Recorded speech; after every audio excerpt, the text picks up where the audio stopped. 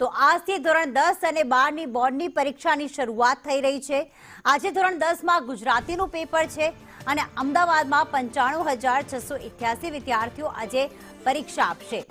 અમદાવાદમાં ધોરણ 10ના 54,492 જ્યારે શહેરમાં 69 કેન્દ્ર અને 347 જેટલા બિલ્ડિંગમાં પરીક્ષાનું આયોજન કરવામાં આવ્યું છે। જ્યારે અમદાવાદ ગ્રામ્યમાં કુલ 78,180 વિદ્યાર્થીઓ નોંધાયા। ધોરણ 10માં 46,440 વિદ્યાર્થીઓ આપશે પરીક્ષા। તો આજે નગર યાત્રા હોવાથી વિદ્યાર્થીને વહેલા નીકળવા માટે અપીલ કરવામાં આવી છે। તો આજે ધોરણ 10ની પરીક્ષાની શરૂઆત થઈ રહી છે।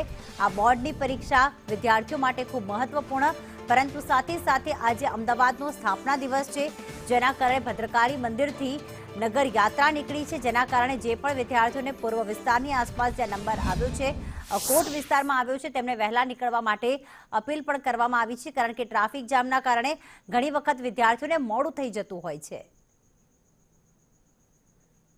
બોર્ડની એક્ઝામનું આજ જે પ્રથમ પેપર છે તેનું આયોજન કરવામાં આવ્યું છે। પ્રથમ પરીક્ષા પહેલાં જ શિક્ષણ અધિકારી છે તે સ્કૂલ ઉપર પહોંચી અને જે વિદ્યાર્થીઓ છે જે ફર્સ્ટ ટાઈમ બોર્ડની એક્ઝામ આપી રહ્યા છે તેમને એસઓપી સમજાવી રહ્યા છે, તેના નિયમો સમજાવી રહ્યા છે, તેમના સ્વાગતની જે પ્રક્રિયા છે તે અત્યારે ચાલી રહી છે।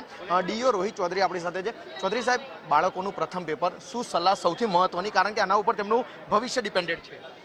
સલાહ એક જ છે કે તમે જે તૈયારી કરી છે તમને ચોક્કસ આવડશે જ, એની કોઈ પણ પ્રકારની તમે ચિંતા કર્યા વગર બસ તમારા ઈશ્વર ઈષ્ટદેવ જેને માનતા હોય તેને માની યાદ કરી, ગુરુજનો માતા પિતાને દિલમાં યાદ કરી અને પરીક્ષા સારી રીતે આપો। આજુબાજુ ક્યાંય જોવાનું કોઈ પણ પ્રકારની ઈચ્છા નહીં રાખવાની, અને બીજું કે તમે પેપર પૂરું થઈ જાય એટલે ભૂલી જવાનું, નવા પેપરની ચિંતા કરવાની, ટેન્શન નહીં લેવું, એટલું જ હું ખાસ કરીને કહીશ। વહીવટી તંત્ર તમારી સાથે છે। ખાસ કરીને કયા પ્રકારની વ્યવસ્થા શિક્ષણ વિભાગ દ્વારા કરવામાં આવી બાળકો માટે? વિદ્યાર્થીઓ માટે હવા, પાણી, વીજળી સહિત આરોગ્ય વિષયક સેવાઓની તમામ વ્યવસ્થા દરેક બિલ્ડિંગમાં કરવામાં આવેલી છે।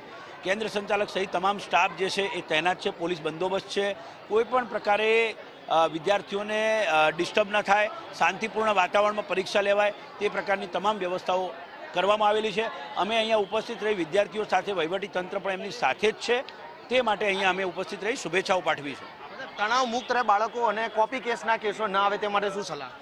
બિલકુલ કોઈ પણ પ્રકારે સીસીટીવી કેમેરાના હેઠળ જ આ પરીક્ષા લેવાય છે।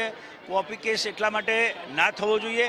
અહીંયા ફ્રિસ્કિંગ કરીને, ચેકિંગ કરીને અંદર મોકલીએ છીએ અને બાળકોને જેટલું આવડે છે તેટલું જ લખવું, ખાસ કરીને બીજી અપેક્ષા રાખવી નહીં, જેથી કોપી કેસ થાય જ નહીં। સ્વાભાવિક છે કે જે ડીઈઓ છે તેમને બાળકોને કહી શકાય કે જે મહત્વની તેમના જે એક્ઝામને લઈને હતી તે સલાહો આપી છે, ખાસ કરીને તણાવ મુક્ત પેપર રહે, તણાવ મુક્ત તેઓ પરીક્ષા આપી શકે અને સાથે કોઈ પણ બાળક કોપી કેસ અથવા તો ચોરી કરવાનો પ્રયત્ન ન કરે, કારણ કે સીસીટીવીના આધારે પાછળથી પણ ગુના દાખલ થતા હોય છે, એટલે કે બાળકોનું ભવિષ્ય કોઈ પણ રીતે ન બગડે તે માટેની જે તમામ સલાહ સૂચન અને જે તૈયારીઓ છે તે શિક્ષણ વિભાગ દ્વારા કરવામાં આવી છે અને બાળકો એટલે કે વિદ્યાર્થીઓ છે, પરીક્ષાર્થીઓ છે તે ભયમુક્ત રીતે અને કોઈ પણ પ્રકારના તણાવ મુક્ત રહી અને જે એક્ઝામ છે તે આપી શકે તેનું આયોજન શિક્ષણ વિભાગ દ્વારા કરવામાં આવ્યું છે। કેમેરામેન મેહુલ પટેલ સાથે જિગ્નેશ પટેલ, સંદેશ ન્યૂઝ।